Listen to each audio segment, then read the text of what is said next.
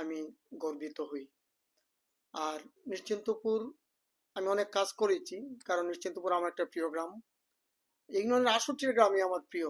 তবু যেখানে আমার যাত্রাটা শুরু হয়েছিল, যেখান থেকে, এখানে আমার মমত্ব বোধটা একটু বেশি ছিল।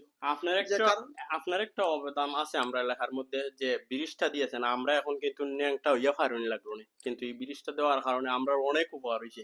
যার কারণে আমরা সাইকেল, টমটম, মিশুক যে কোনো ধরনের গাড়ি আমরা বাড়িতে নিতে পারি। হ্যাঁ, আমি এই ব্রিজটা করেছি তখন সময়, এটা এলজিডির লো কস্ট প্রজেক্ট থেকে।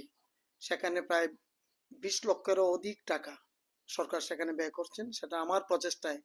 আর বিশেষ করে আমার ভাই সাংবাদিক শফিকুল ইসলাম নতুন সাহেবের প্রচেষ্টায় আমরা এই ব্রিজটা করতে পেরেছি।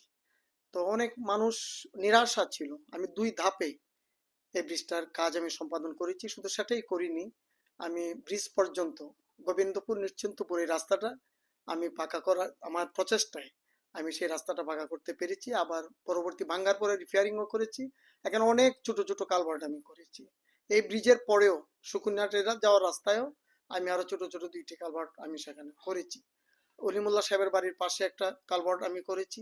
আরেকটা কালভার্ট আমরা কুর্সি কুর্সি বেটি ডাকি, এর হুম। পূর্ব দিকে হুম। এই কোনার মাঝে একটা কালভার্ট আছে, সেই কালভার্টও আমি করেছি এবং সেই রাস্তায় আমি মাটি ভরাট করেছি। আর নিশ্চিন্তপুর মসজিদে আমি সর্বপ্রথম আমি মানে সৌরবিদ্যুৎ দিয়েছি, ২টা সৌরবিদ্যুৎ দিয়েছি পরপর। আবার ঘাটলা পাকার ব্যবস্থা আমি সকলের সাথে মিলে ঘাটলাটাও আমি পাকা করার ব্যবস্থা করছি। আলহামদুলিল্লাহ, এই খুব সুন্দর কথা আপনি বলছেন। আসলে আমরা ১০ নম্বরের বৃত্তে আপনার অনেক অবদান রয়েছে। তো আমরা যেখানেই দেখি আপনার অবদানগুলো দেখি আর মনে পড়ে আপনার কথা। এখন আমি আশা করছি যে সামনের নির্বাচনে কি আপনি আসবেন নি নাকি? তা অনেকেই বলে আপনি বলে আসবেন না। নির্বাচনে আসবো না, এ কথাটা ঠিক নয়।